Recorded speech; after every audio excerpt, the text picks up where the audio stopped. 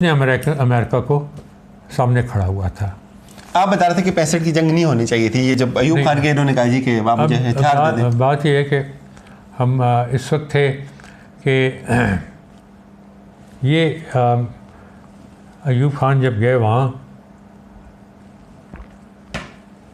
America, तो America को उस वक्त एक बलवर्क चाहिए था। बलवर्क होता है कि एक फ्रंटल, बिल्कुल, जो रशिया के खिलाफ।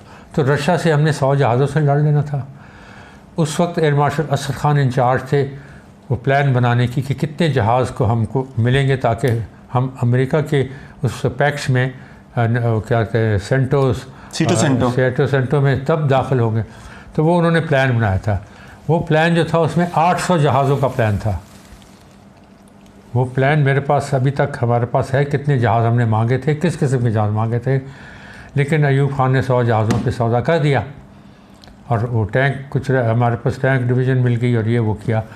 लेकिन वो बड़ा अफसोस उसका वो कि हमारी कौम में इतनी काबिलियत थी, इस कौम में जो कायद आज़म की कौम थी उसमें इतनी काबिलियत थी जिसने आज J-17 बना दिया है। अब मर्सिडीज़ बेंज आज से पिछले 40 साल पहले 2018 से 40 साल पहले कितने बनते हैं 270, चले 270 में 1940 की मर्सिडीज़ को यहाँ पर एक अनपढ़ लड़का जो था वो मेंटेन कर सकता था। उसके पुर्जे बनाते हैं कि नहीं? बिल्कुल। ऑस्टन हिली होती थी, ऑस्टन कारी होती, उसको चला सकते। हमारी जो IQ लेवल है पाकिस्तानी कौम की वो जापानियों से ज़्यादा बेहतर है, अमेरिकनों से ज़्यादा बेहतर है, लेकिन उसको उजागर नहीं होने दिया। जब एक फील्ड मार्शल कहता है कि इनको रहने दो अनपढ़, तो काम जो जुल्म सबसे ज़्यादा कौम को हुआ कि उनको पढ़ाया नहीं गया।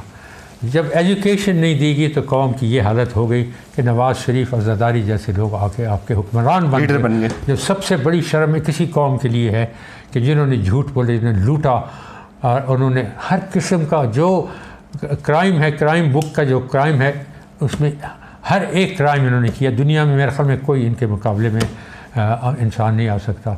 ख़त्म हो रही है आप? नहीं सर, आप शुरू को रखें, बिल्कुल जारी रखें। आपने कहा कि 65 की जंग नहीं होनी चाहिए। अच्छा, अब बात ये थी कि ये जहाज़ आ गए ना,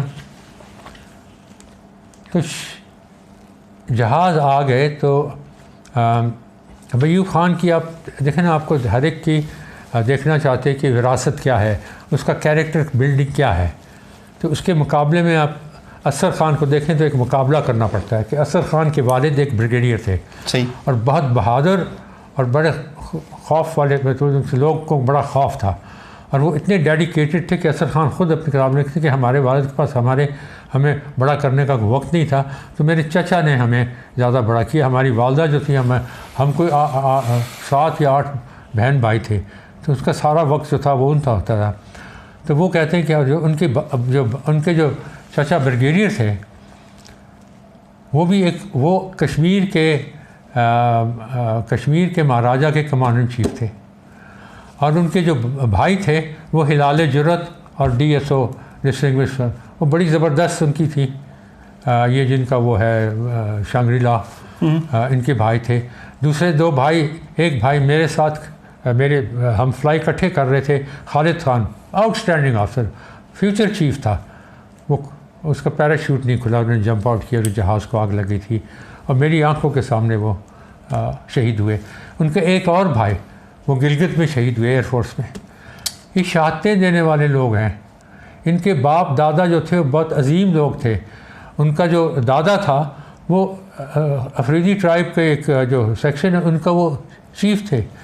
तो ये आपकी अगर हेरिटेज हो, और वहाँ पे दूसरी तरफ हेरिटेज देखें तो आप किसी रैंकर के बेटे हैं, तो फिर आप जब बड़े होंगे तो आप फिर उसकी ज़हनियत वो नहीं जाती इंसान की। और फिर मुल्क में जो जुल्म हुआ उसके साथ, जो आपको मैंने तक सारी चीज़ें बताई कि कैसे ये किस किस्म की ये साजिशें, ये महलों की साजिशें हुई, किस किस्म की गराजत की सियासत हुई, तो हम फिर आ पहुँचे इस वक्त पे। तो अब इन्होंने सोचा, अब जब 62 की चीन के साथ हिंदुस्तान ने तिब्बत पे किया, तो उस वक्त चाइनीज़ ने हमको कहा, अयूब खान को, कि जाओ और कश्मीर को ले लो, हम साथ देंगे। लेकिन उन्हीं बहादुर इंसान करता है वो, क्योंकि उसको डर था, खौफ था अमेरिकनों का, और आखिरी दम तक खौफ अमेरिकनों का रहा, क्योंकि वो अमेरिका वो समझता था कि खुदा अल्लाह ताला नहीं, अमेरिकन जो है वो खुदा, वो मतलब है कि ना खुदा, वो जो बनाता है, जो कुर्सी पे रखता है, कुर्सी पे मजबूती देता है, वो अमेरिका है। तो जिन लोगों की ये जहनीत हो, तो उनको फिर अल्लाह सुब्हान ताला कहता है ना कि मैं डील देता रहता हूँ 10 साल 15 साल, किसी को 9 साल, किसी को 8 साल, किसी को 3 दफ़ा बना देता हूँ, फिर मैं आखिर में मेरा रस्सा आता है, और वो रस्सा जब बनता है तो उसको कोई नहीं खोल सकता। लेकिन हशर के दिन का खौफ हो तो फिर इंसान को ये बात समझ आती है। बिल्कुल। अब ये हुआ कि हिंदुस्तानियों ने कच्छ में हमारे इलाके पे ऊपर कब्ज़ा करना शुरू कर दिया। उसकी वजह बेसिकली ये थी कि रशियन, ये कब हुआ? ये हुआ 1964 के आखिर में, 1964 के आखिर में, नवंबर दिसंबर जनवरी फरवरी में उन्होंने इलाकों पे कब्ज़ा करना शुरू किया। उनकी जो वो होती है बॉर्डर पुलिस वालों ने, ठीक। और वो किस लिए, उसकी एक वजह ये थी कि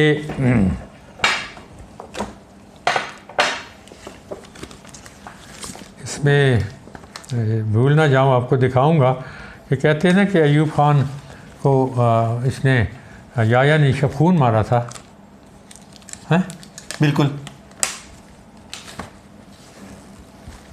ये क्या लिखा है, पढ़ें ज़रा अपने नाजरीन के लिए। From field marshal Mohammad Ayub Khan, निशान पाकिस्तान हिलाल जुरत। बिल्कुल। मेरी किताब में लिखा है, मैंने कहा कि मैं पूछना चाहता था अयूब खान से कि आपने हिलाल जुरत ये कहाँ पे कमाया, कौन सी जंग में, कौन से मैदान जंग में कमाया, और मूसा ने कौन सी कमान जंग में आया? आप तो सवात में बैठे हुए थे जब जंग हो रही थी। अयूब खान सवात में बैठे हुए थे, वाली सवात के पास। हमारी वो एयरफोर्स को वहाँ छमजोड़िया में जाने के लिए हिंदुस्तान के एयरफोर्स के मुखालिफ, तो वो अयूब खान की इजाज़त चाहिए थी। उसके लिए बंदा टॉप सीक्रेट फाइल लेके, ये नूर खान साहब ने मुझे बताया कि वो सवात भेजे गए।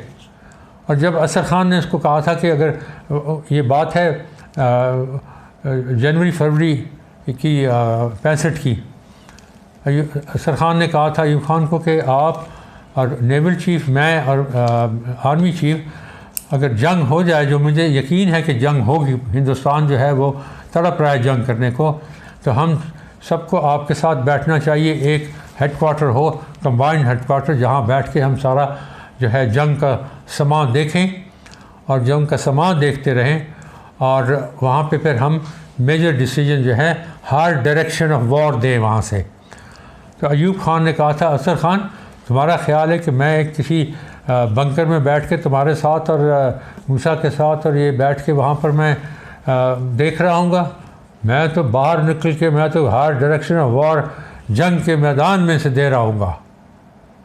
और वो जंग मैदान था वाली सवात का घर, वाली सवात का घर। पेशावर कहाँ से आ गया? वहाँ पनाह ले ली जाके। पनाह नहीं मैं कह सकता, मैं नहीं, वो आप कह दें, लेकिन वहाँ चले गए। भाई आप जंग हो रही है कश्मीर के अंदर, और कश्मीर में 8000 बंदे भेजे हैं। आपका ख्याल है कि आप कश्मीर फतह कर लेंगे, हिंदुस्तान नहीं करेगा? एक सार्जेंट और एक हवलदार को भी पता था कि हिंदुस्तान आएगा, सब ने कहा कि हिंदुस्तान आएगा। नूर खान ने कहा, असर खान ने अयूब खान को कहा कि ये जंग करेंगे, आप जो कर रहे हैं ये जंग होगी। कहने लगा नहीं, मुझे फ़ॉरेन ऑफिस ने बताया कि नहीं होगी। एक फील्ड मार्शल फ़ॉरेन ऑफिस में, एक यंग वो है भुट्टो, और एक अजीज़ अहमद, जो एक बड़ा मगरूर दिमाग इंसान था, और उसको कश्मीर का बनाया हुआ था इंचार्ज। कश्मीर तरजीह ही नहीं थी कश्मीर किसी हवाले से इनकी, कश्मीर इनकी तरजीह में शामिल ही नहीं था। कौन? जनरल ये जो अयूब खान साहब थे, इनकी तरजीह में कश्मीर शामिल नहीं था। क्या मतलब कश्मीर शामिल नहीं? अगर कश्मीर इनकी तरजीह में शामिल होता तो इसको इफेक्टिवली बढ़ते आगे। इनको सिर्फ कुर्सी का था भाई, कश्मीर या पाकिस्तान से किसी को मोहब्बत नहीं होती। क्या बात करते हैं, किसी को मोहब्बत नहीं पाकिस्तान या इसकी कौम से या कश्मीर से। हर एक अपनी कुर्सी के लिए। पहली दफ़ा है कि कश्मीर को उठा के आपने दुनिया पे आप उछाल रहे हैं, पहली दफ़ा ज़िंदगी में हुआ है। वो नवाज शरीफ जो था वो तो नाम नहीं लेता, सिंदूर लगा के कहता था कि मुसलमान और हिंदू में फ़र्क क्या है, कोई फ़र्क नहीं है, हम तो एक, हमारा कल्चर एक है। अरे बेवकूफ़, तुम्हारा कल्चर एक है क्योंकि तुम तो हिंदू से मुसलमान हुए थे, तुम तो कन्वर्ट हो, तुम हिंदू से मुसलमान, तुम्हारी सारी आदतें, तुम्हारे सारा जो तुम्हारी जो लालच है, पैसे की जो भूख है तुम्हारा तो ईमान है नहीं। तुम मुसलमान अपने आप को कैसे बुलाते हो भाई साहब? नवाज़ शरीफ का नाम जो है वो खाली नाम है।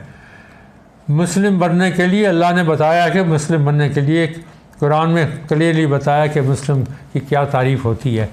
तुम लोगों में तुम्हारी सारे पार्टी, सारे तुम्हारे जो दूसरे पीपीपी, कोई मुस्लिम बन के कोई दिखाए तो सही। मुस्लिम था तो असर खान था, नूर खान था, मैन ऑफ प्रिंसिपल्स रहीम खान था, जिसका नाम भी नहीं जानते लोग। एक बहादुर कमांडर इन चीफ था एयरफोर्स का, बहुत बहादुर, जिसने 71 की जंग उसने लड़ी। 71 की जंग में हमने ज़्यादा जहाज़ हिंदुस्तान के मारे, पता है आपको?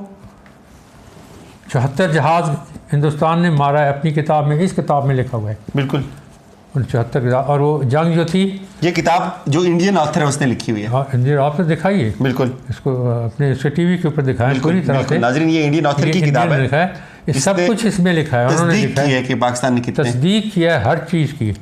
और आपकी किताब की भी तस्दीक की है इसने। मेरी किताब में अभी भी नहीं की, दोबारा किया, एक और किताब लिखी, उसमें ख़ास तौर पे शुरू में उन्होंने लिखा है कि जो मेरी किताब में जो लिखा है उन्होंने कहा कि सही लिखा है। बिल्कुल। तो आप बता रहे थे कि हमने 75 जहाज़ उनके गिराए।